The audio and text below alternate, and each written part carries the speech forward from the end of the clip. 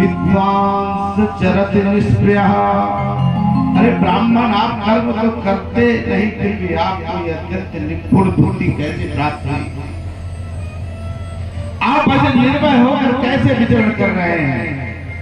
आपकी मुख्य प्रसन्नता को देखकर मुझे लगता है कि आप निश्चित ही किसी भगवान के स्वरूप है, या तो भगवत भक्ति आपको पूर्णतया प्राप्त हो गई है।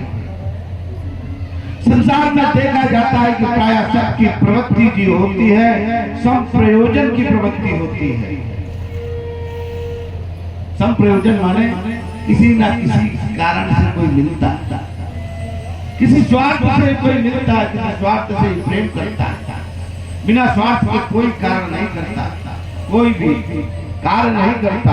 बोले मैंने प्राय संप्रयोजन वृत्ति देखी है, लेकिन आप ऐसे निष्प्रयोजन वृत्ति को देख करके मैं जानना चाहता हूँ ये वृत्ति आपने कैसे पाली, इसको कैसे धारण कर लिया? भगवान श्री कृष्ण कहते हैं उद्धव जी, उस समय राजा यदु को दत्तात्रेय मुनि ने जो उपदेश दिया, मैं उपदेश श्रवण कराता हूँ, उस श्रवण को सावधान होकर सुनना। उसके श्रवण से, उसके लाभ से जीव कलिकाल में ऐसे ही निर्मोह होकर के भ्रमण कर सकता है। वो माया से मोहित नहीं हो सकता, वो सदैव अपने आत्मानंद में दत्तात्रेय रहने वाले आत्मकाम थे। आत्मा राम में अपने आत्मानंद में लीन रहने वाले थे। महाराज यदु ने ये प्रश्न करने पर दत्तात्रेय जी मुस्कुराए और बोले, हे राजा, मेरे 24 गुरु हैं, 24 गुरु हैं मेरे, और हो सकता है कि अभी आगे कोई और भी गुरु बन जाए। अभी तक मैंने 24 गुरु बनाए और मैंने सबसे सीखा है। राजा यदु पूछते हैं आपके 24 गुरु कौन कौन से? तब दत्तात्रेय जी कहते हैं, पृथ्वी वायु आकाश माया अग्नि चंद्रमा रवि कपोतो अजगरः सिंधु पतंगो मतिकृत्यः मधुआ हरिणो मीनः पिंगलः पुरुरो अर्भका कुमारी सरखत सर्प पूर्णनाभिजुभेदगत एते मे गुरु राजान चतुर्विंशतिर् आश्रितः शिक्षावृत्तिभिरेतेषां मन शिक्षित महात्मना। ऐसे मैंने 24 गुरुओं को शिक्षा के रूप में गुरु मैंने माना है। 24 गुरु मेरे शिक्षा गुरु हैं और मैंने इनसे 24 से कुछ ना कुछ सीखा है। किसी से गुण लिए तो किसी के अवगुण देखते मैंने अपने अवगुणों को छोड़ा है। और मैं 24 गुरुओं को व्याख्यान बताता हूं, उनको ध्यान से सुनना। बोले मेरा पहला गुरु जो है वो पृथ्वी है। कौन सा गुरु पहला है? बोले मेरा पहला गुरु पृथ्वी है। आप लोगों को पहला गुरु कौन कौन? पूरी 7 दिन की भागवत हो रही। पहला गुरु कौन? माँ। कौन? सबकी अपनी माँ उसकी पहले। दूसरा गुरु कौन? पिता। दूसरा गुरु सबका पिता। बोलो सीढ़ी के पहले डंडे माँ और पिता। कलिकाल में लोग पहले डंडों को छोड़ देना चाहते हैं और बिना उनके मार्ग नहीं मिलेगा। तो पहले गुरु दूसरे गुरु से होकर ही जाना चाहिए। जो लोग चाहते हैं कि हमें भगवान तक पहुंचने का मार्ग मिले, उनको अपने माता पिता की सेवा और शुश्रूषा से प्रारंभ करना चाहिए। भगवत भक्ति जिन्होंने अपने माता पिता की सेवा नहीं की, क्योंकि प्रथम उनको भक्ति नहीं मिल सकती, क्योंकि भक्ति का उदय तो मां के आंचल से, ज्ञान का उदय पिता के कर्म से होता है। जब तक पिता के ज्ञान को नहीं समझा, पिता के हृदय को नहीं समझा, तुम्हें ज्ञान कहां से हो जाएगा? जब तक माँ के आंचल को, प्रेम को नहीं समझा, तुम्हें भक्ति कहां से हो जाएगा? बोले इसलिए तुम सबसे पहले माता की सेवा, फिर पिता की सेवा, और इस पूरी जीवों की जो माँ है वो है पृथ्वी। इसलिए मैंने अपना पहला गुरु पृथ्वी को दिया। अब बोले मैंने पृथ्वी से क्या सीखा? बोले पृथ्वी से मैंने धैर्य सीखा, क्षमाशीलता सीखा। बोले पृथ्वी पर कोई भी कितने गड्ढे करे, लेकिन पृथ्वी कभी किसी से कुछ कहते नहीं, उलाहना नहीं देती। पृथ्वी पर देखो ये खंभे गाड़ दिए गए, लेकिन पृथ्वी कभी कहने नहीं आई कि तुमने हमारे मारे। बोले पृथ्वी ऐसी क्षमाशील है, उदार है। उसमें उत्पन्न होने वाले पेड़ पौधे माने फल लगते हैं, और कभी ये नहीं कहती कि सारे मेरे आंचल के। बोले इसलिए पृथ्वी से मैंने क्षमाशीलता सीखी, उदारता सीखी।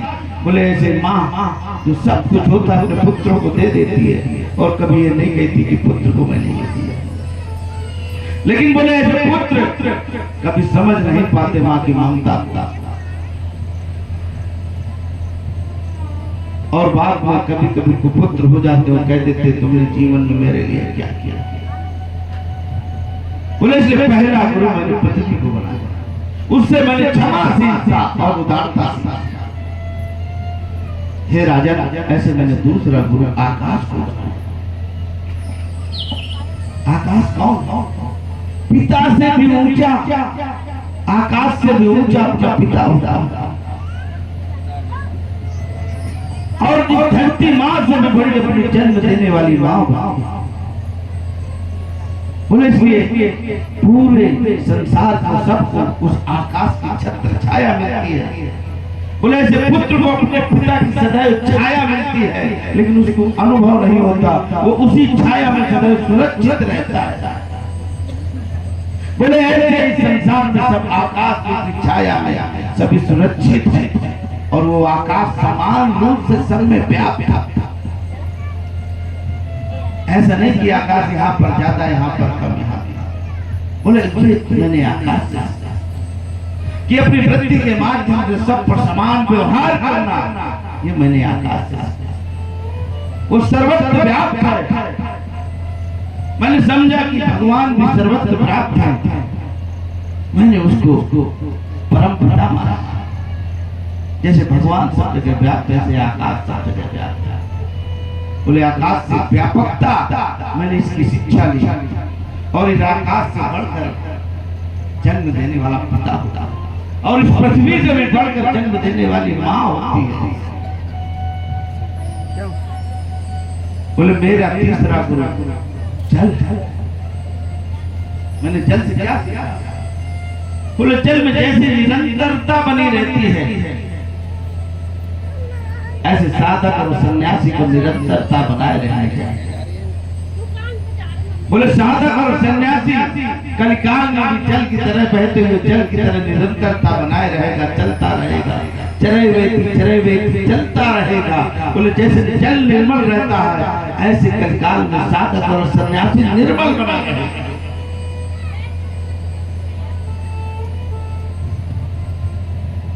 बोले मैंने जल से ये सीखा। बोले अग्नि से क्या सीखा? बोले अग्नि से उसकी ताकत सीखा। अग्नि के पास जो भी आ जाए उसको सबको जला देती है, वो भेद करती कि मैं इसको नहीं जलाऊंगा। बोले ऐसे साधक और संत के पास चाहे जो आ जाए सब पर समान व्यवहार करके उसके कष्टों को वैसे जला देते हैं जैसे अग्नि वो किसी से पक्षपात साधक और संत को नहीं करना चाहिए। बोले मैंने अग्नि से ये सीखा, कभी सन्यासी और साधक किसी के साथ पक्षपात नहीं करना, वो सब समान रूप से देखते हैं। जैसे अग्नि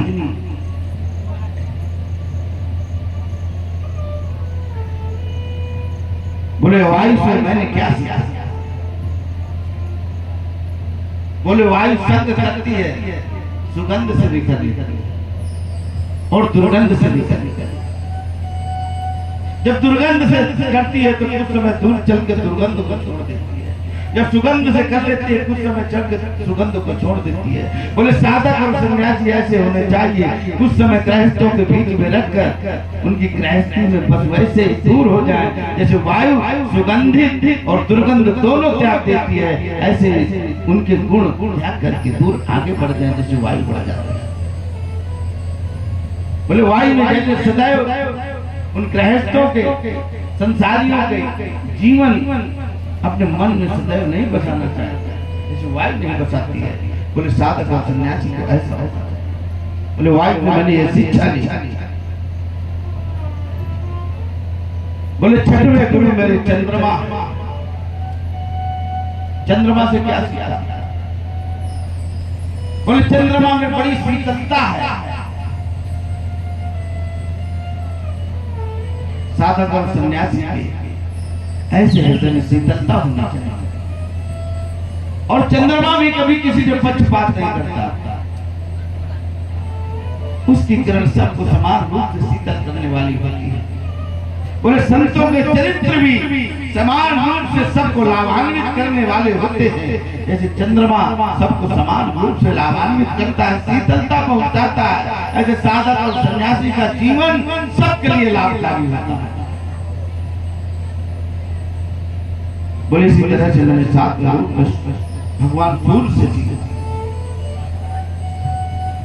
बोले भगवान सूर्य की रोशनी समान रूप से सब जगह पड़ती है और समान रूप से ताप भी पहुंचाती है और समान रूप से जल को उन किरणों के माध्यम से खींच लेती है। वो ये नहीं देखती कि जल गंदला है कि स्वच्छ। बोले साधक और सन्यासी का चरित्र भी ऐसे ही होना चाहिए, समान रूप से व्यवहार करना चाहिए। जैसे सूर्य समान रूप से किरण भेजता है और जल को भी समान रूप से खींच लेता है, वो व्यवहार नहीं करता। बोले साधक और सन्यासी को ऐसे पक्षपाती नहीं होना चाहिए।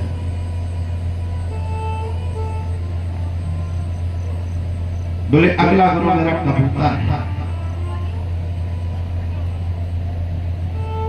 राजा ये तो कहा आपका गुरु कबूतर, वो कैसे?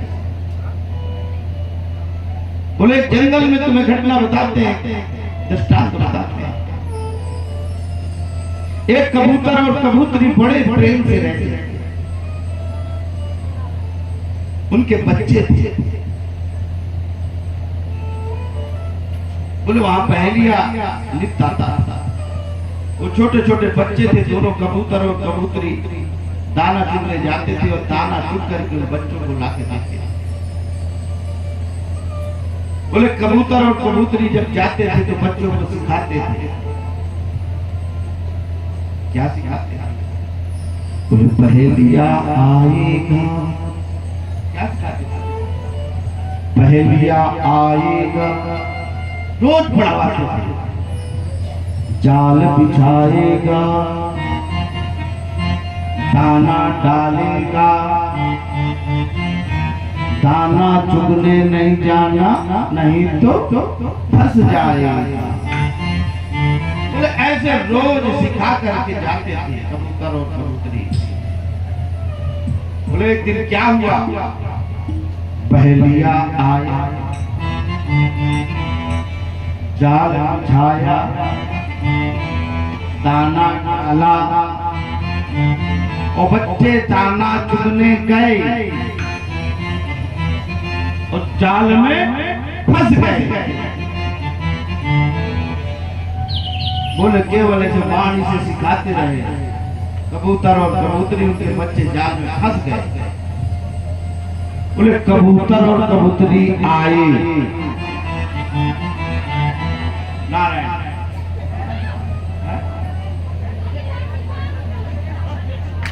लेकिन माता होती है कि सबसे पहले जाती है निगाह। सुरक्षा में माता के बहन के समान, पुत्री के समान, जो सुरक्षा माता पुत्री और बहन कर सकती है दूसरा कोई नहीं कर सकता।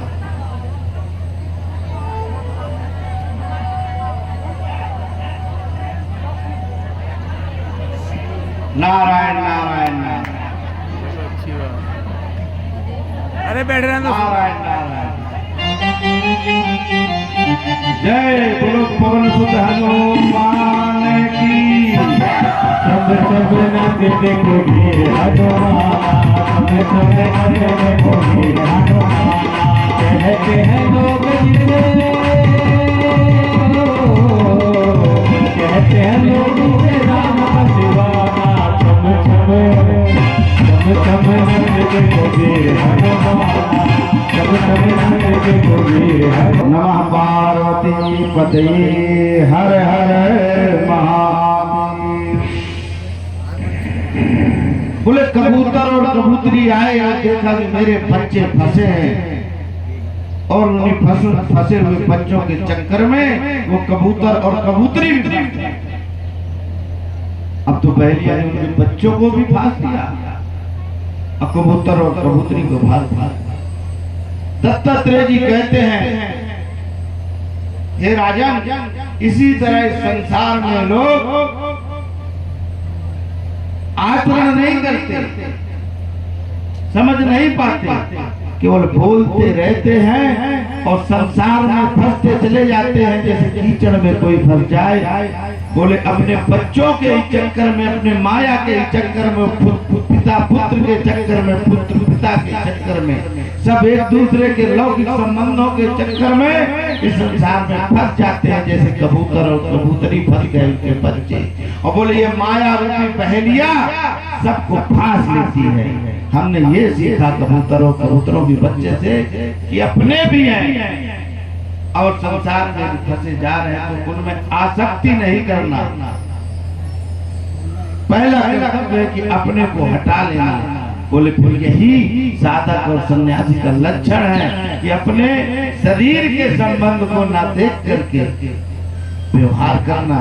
बोले कबूतर और कबूतरी से हमने यही शिक्षा ली कि कभी भी इस तरह का व्यवहार नहीं करना। जब व्यवहार करना तो जो बोलना वही करना।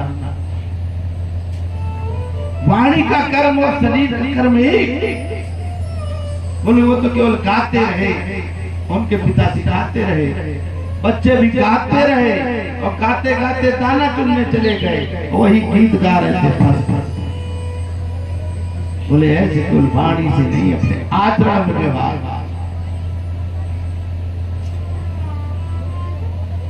बोले अगला गुना मैंने अजगर को बनाया। बोले अजगर को? हाँ। बोले मैंने अजगर से सीखा। बोले सन्यासी को अजगर की तरह होना चाहिए, जो सामने आ गया वही बोलती, उतने में इंसान था। अजगर करे न चाहते। बोले आए हुए पर केवल श्रवण करना, उसी पर ध्यान देना, जो आ गया वही भगवान की कृपा है। बोले अजगर कहीं शिकार करने नहीं जाता, वहीं पड़ा रहता है, उसके पास जो शिकारी आ गया उसी का शिकार करता है। बोले ऐसे साधक सन्यासी होना चाहिए, उसके पास जो आ जाए उसी में संतोष कर देना चाहिए। आकाश वृत्ति होनी चाहिए, जिसे क्या नहीं कमाए। बोले ऐसे साधक और सन्यासी को होना चाहिए, जो आ जाए उसी में संतोष करना चाहिए। तो कलिकाल में वो सन्यासी साधक बन के रह सकता है।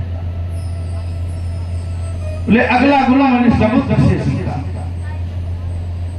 बोले समुद्र में इतनी सारी नदियां आकर के अपना जल छोड़ती,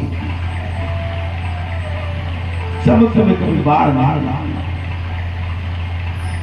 बोले समुद्र में कोई भी विशेषता आ जाए, सिद्धियां आ जाए, नवनिधियां आ जाए, बोले संत को वैसे ही साधक को रहने चाहिए जैसे समुद्र बराबर।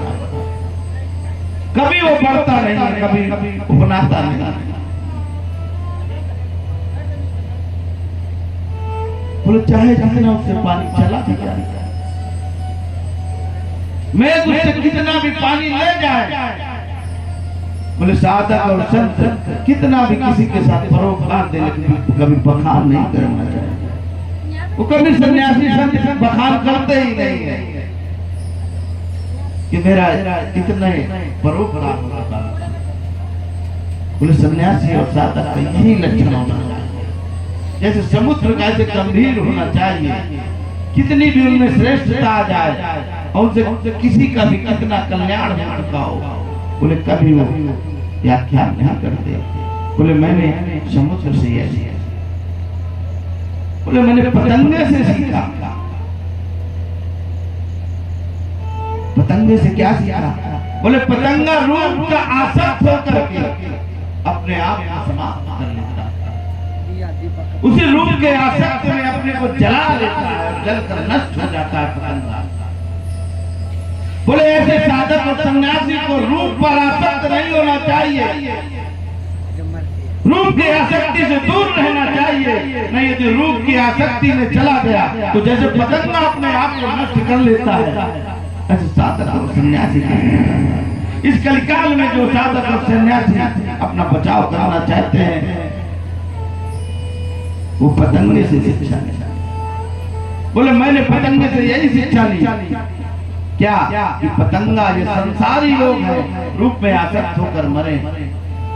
बोले साधक और सन्यासी को इससे दूर रहना चाहिए। उन्होंने किसी से गुण लिए और किसी से अवगुण सीखकर उसको त्याग। राजा दत्तात्रेय ने बताया यदु से किसी के मैंने गुण देखे उनको ग्रहण कर लिए और किसी के अवगुण देखे तो अपने अंदर ही जो अवगुण है उसको त्याग। बोले ऐसे तरह मेरे 24 गुरु। पतंगे से मैंने यह सीखा कि कभी रूप में आसक्त नहीं होना चाहिए। बोले मैंने भ्रमण से ऐसे सीखा, भौरा। बोले भौरे से मैंने ये सीखा, भौरा जो है गंध के लिए आसक्त हो जाता है और बाग बगीचे में गंध की आसक्ति से किसी सुगंधित पुष्प पे बैठ गया तो उसी में बैठा रहता है। कुछ पुष्प ऐसे होते हैं जो संध्या के समय बंद हो जाते हैं। बोले जब वो ऐसे पुष्प में बैठ गया जो बंद हो जाता है और गंध की आसक्ति में बैठा रहता है, बोले पुष्प बंद हो जाता है, उसके प्राण उसी में समाहित हो जाते हैं। ऐसे साधक और सन्यासी को गंध की आसक्ति नहीं होनी, ना तो दुर्गंध और ना ही सुगंध। बोले सुगंधित जो है अलंकार में वस्तुएं आती हैं, साधक और सन्यासी को कभी सुगंधित इस तरह की आसक्त नहीं होना चाहिए। बोले मैंने हाथी से भी सीखा। हाथी से क्या सीखा? हाथी को स्पर्श की आसक्ति होती है और जब हाथी मदमस्त होता है तो हथनी को ढूंढता है और उस मदमस्त हाथी को जब पकड़ना चाहते हैं लोग तो एक गड्ढा खोद करके एक लकड़ी की हथनी बना करके उस गड्ढे के ऊपर लकड़ियां हम जोर रख करके उसको ऊपर रख देती हैं और हाथी जब स्पर्श का आसक्त होता है तो दौड़ के आता है और उस हथनी को पकड़ने का प्रयास करता है। वो लकड़ी भी टूट जाती है और गड्ढे में हथनी गिर जाती है और उसी के ऊपर हाथी गिर करके फंस जाता है और लोग हाथी को पकड़ लेते हैं। बोले ऐसे संसार में जो लोग स्पर्श के आसक्ति होते हैं वो संसार में ऐसे ही फंस जाते हैं। इसलिए साधक और सन्यासी को स्पर्श पर आसक्त नहीं बनना चाहिए। बोले हाथी के अवगुण से मैंने ये सीखा।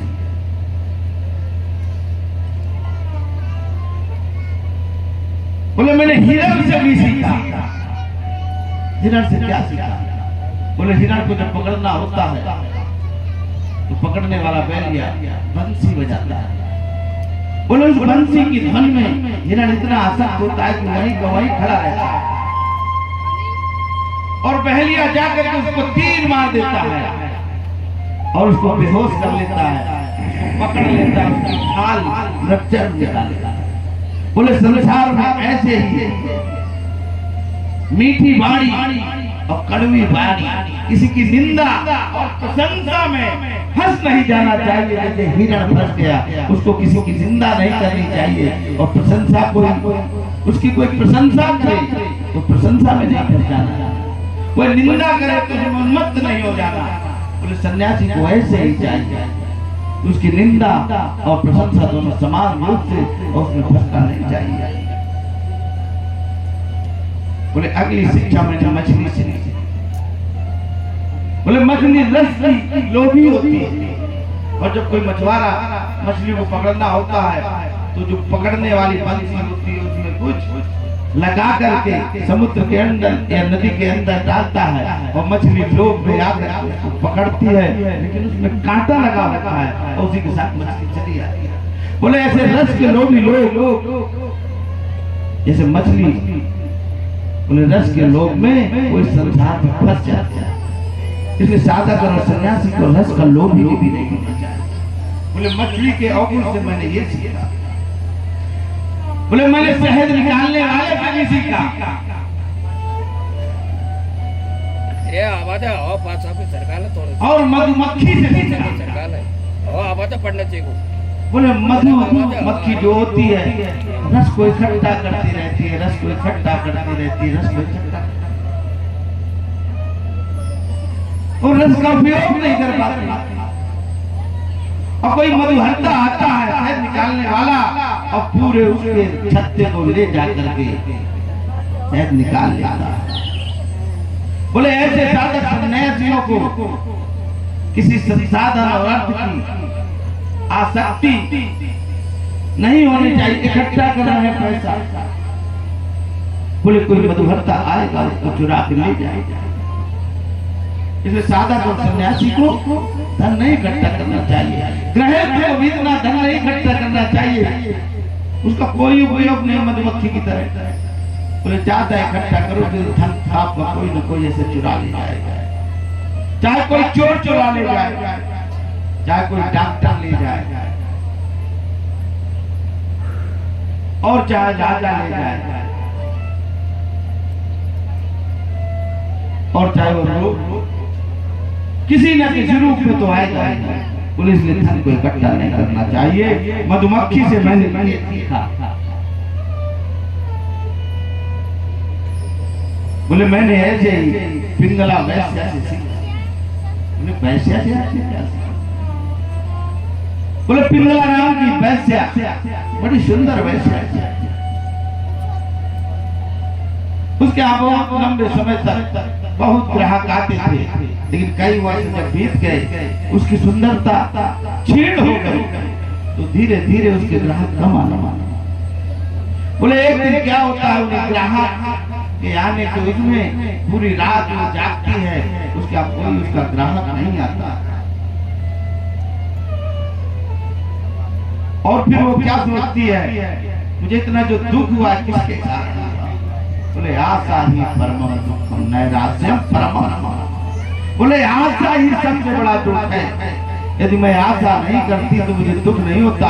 ऐसा सोचकर उसने भगवान से कृष्णचंद्र का ध्यान किया और उसको गहरी नींद आ गई और सो गई। और जब सुबह हुई तो उसने कहा ये आशा के कारण मैं दुख रहती थी इतने वर्षों से, मैं आशा करती थी कि कौन आ रहा। बोले सन्यासी को ऐसे आशा नहीं करनी चाहिए किसी से कि मुझे क्या मिलेगा क्या। बोले मैंने पिंगला वैश्य से ये सीखा कि आशा नहीं, हमेशा निराश, किसी से कोई आशा नहीं रखनी चाहिए। और जैसे उसने जब भगवान श्री कृष्णचंद्र का स्मरण किया तो गहरी नींद आ गई। ऐसे भगवान कृष्ण जिसका जो इष्ट है उसको स्मरण करना चाहिए और उन्हीं के ध्यान में लीन रहना चाहिए, उन्हीं के स्मरण में लीन रहना चाहिए।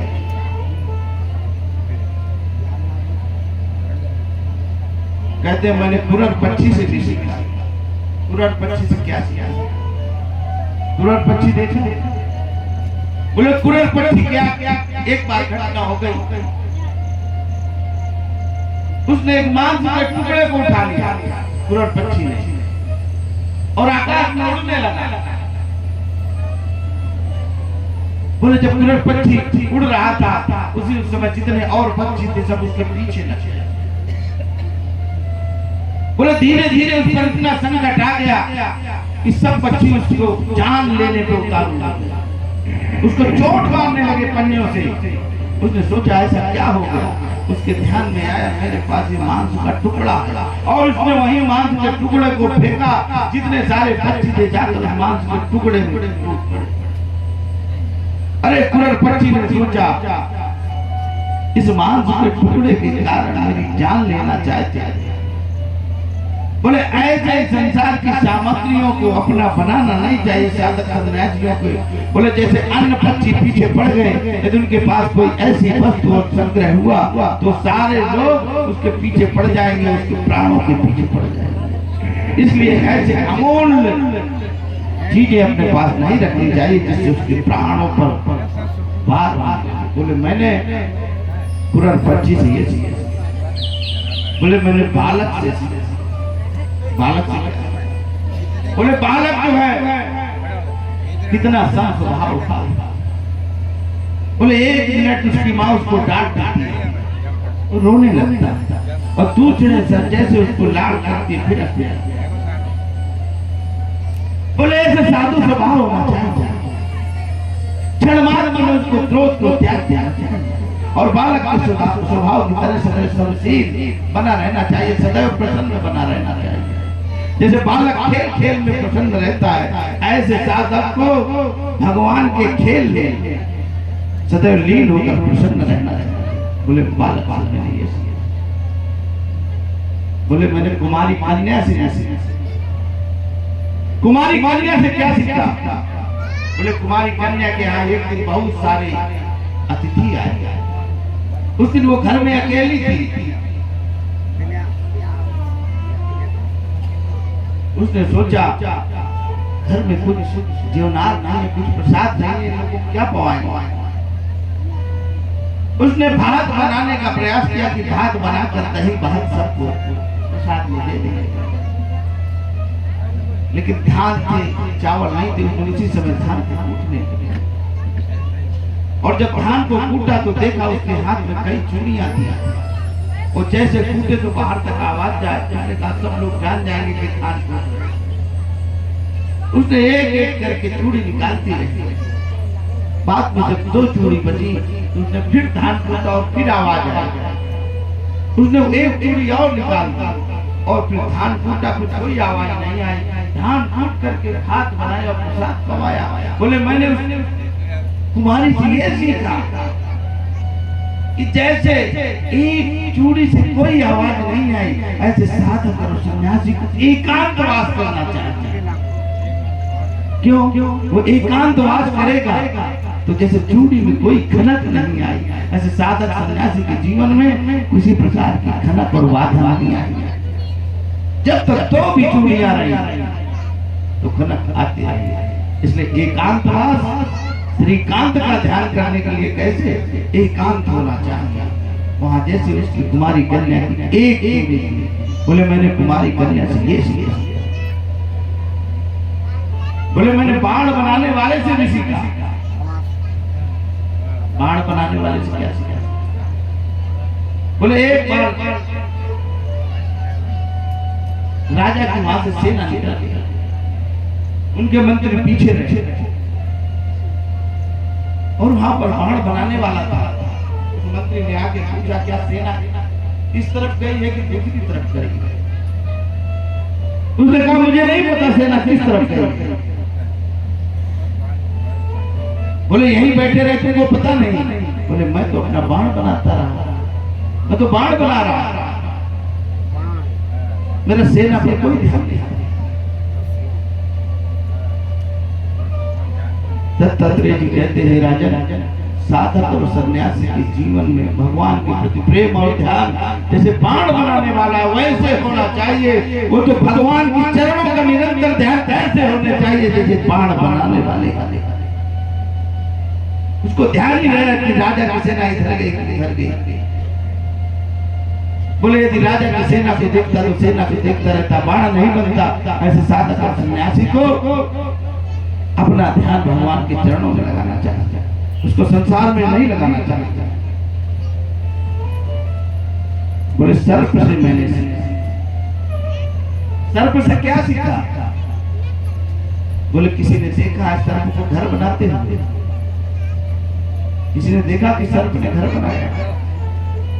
बोले सर्प कभी घर नहीं बनाता और जो चूहे के बनाए हुए बिल सदैव उसको अपना बना लेता है और बोले कुछ क्षण रह करके फिर दूसरे बिल में चला जाता है। सर्प कभी एक बिल पे नहीं रहता, कभी अपना स्वयं का घर नहीं बनाता। एक भी पे नहीं रहता। बोले साधक सन्यासी को ऐसे ही होना चाहिए, उसको अपना कभी घर और नहीं निर्माण करना चाहिए, और दूसरे के घरों में आश्रम में जा करके उछड़ उछड़ करके दूसरे आश्रम हो जाए। बोले कि स्थान पर निरंतर नहीं रहना चाहिए, ना अपना कोई निवास गृह बनाना चाहिए, क्योंकि संसार में लोगों को अपनी बनाई हुई चीज पर बहुत आसक्ति होती है। यदि घर और गृह बना लिया तो उसको सदैव रहेगा मेरा ये घर है, और उसी घर में आसक्त हो जाएगा। बोले इसलिए सन्यासी को कभी घर नहीं बनाना चाहिए, और सर्प की तरह आकर के एक पेड़ में गुच्छा करके दूसरे से चला जाए। अब बोले वो सर्प मणिधारी है, मणि वाला, तो उसको बहुत कम एक पेड़ में रुकना चाहिए, नहीं तो उसके मणि के लालच में लोग उसको मार देंगे। बोले ऐसे सन्यासियों को जो मणि वाले हैं बहुत समय नहीं रुकना चाहिए, बस कुछ समय रुक करके दूसरे स्थान पर साधक और सन्यासियों को निरंतर प्रवास करते रहना चाहिए। बोले मैंने सर्प से ये सीखा कि ग्रह में कोई आवश्यकता, क्योंकि संसार में सबसे ज्यादा घर में ही आसक्त होते हैं।